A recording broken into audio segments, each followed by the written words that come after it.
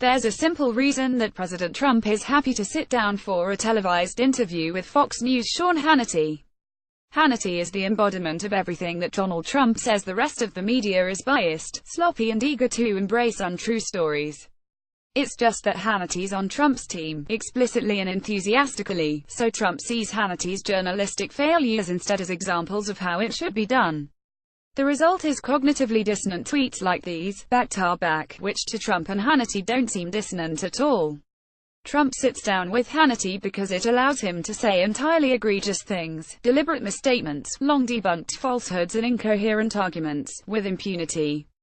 The most recent iteration of Hannity interviewing Trump aired on Wednesday night, and featured multiple examples of all three of the patterns above. Hannity, who both endorsed and advised Trump during the campaign, didn't hold Trump to account journalistically, in part because he's deliberate about insisting that help's not a journalist. Instead, it was like that scene in the movie Ghost, with Hannity helping to shape the lumps of clay that Trump was offering to the audience into small objects that his audience would recognize and appreciate. The interview was conducted in Pennsylvania, where Trump had traveled to pitch his tax plan. So Hannity opened with a question about the economy, and by question, we mean that he repeated almost verbatim a Trump tweet about the stock market and then let Trump respond to it. This was Trump's response. The country, we took it over and owed over $20 trillion. As you know, the last 8 years, they borrowed more than it did in the whole history of our country. So they borrowed more than $10 trillion, right? And yet, we picked up $5.2 trillion just in the stock market.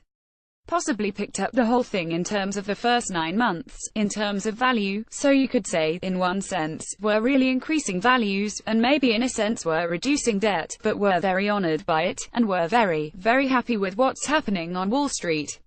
Obviously, growth in the stock market has no direct relationship to a decline in the national debt.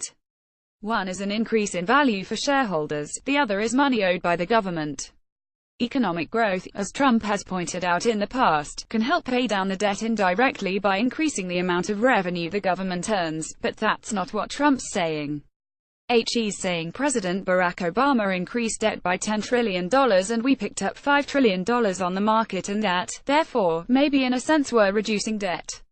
Hannity's response: he changed the subject, apparently considering that questions such as that was answered.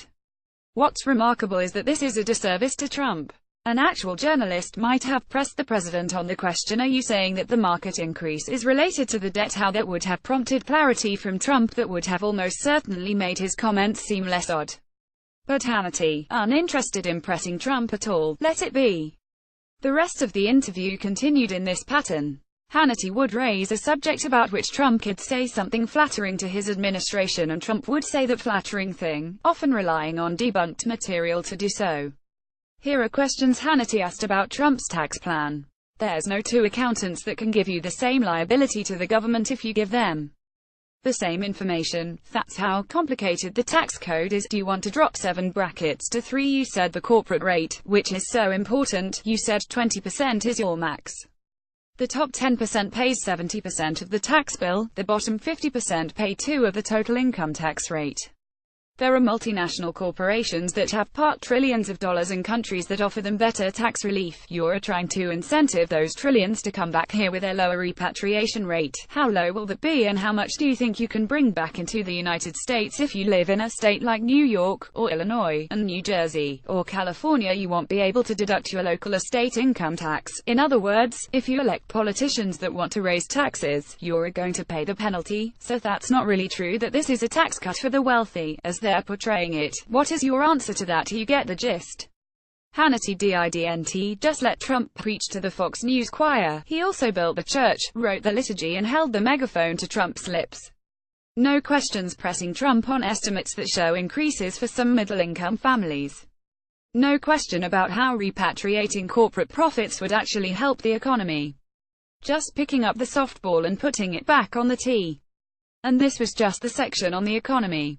The interview amounted to a Trump rally speech, with Hannity serving the role of the teleprompter from which the president could start to riff. Trump talked about helping non-white Americans through his typical lens of crime in the inner cities, including repeating a debunked story about meeting a cop in Chicago. He talked about how Russian meddling in the 2016 election was an excuse the Democrats ginned up after Hillary Clinton lost despite the government alerting states about possible meddling last October.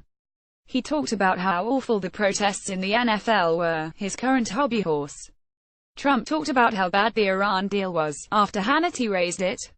Hannity Bill Clinton, when he made the deal with Kim Jong-un's father, Kim Jong-il, he actually said that this is a good deal for the American people. It was not. It seems the same mistake was made with President Obama and the Iranian deal. There's reports you will decertify this. You can also pull out of it. Former UN ambassador and Fox News contributor John Bolton's suggesting you just pull out completely. Why decertify, and not just scrap it? Trump: well, you can do both, to be honest with you. Hannity added both. This was Hannity actually pressing on something. Why not dump this thing you keep saying you hate? It's a tricky issue that's flustering Trump, as the Washington Post reported this week. Trump responds, I could do both those things. At which point Hannity tries to slip that in as one of the original options in his question. Again, this is all a disservice to the president. He hates to be challenged, clearly, and finds critical coverage frustrating. But there's a reason that critical coverage is protected by the First Amendment. Also, to Trump's apparent frustration, it leads to improvement. It leads to better answers from the president. It expands the way in which he understands issues, and it forces him to be more clear on what he plans to do and how he wants to do it.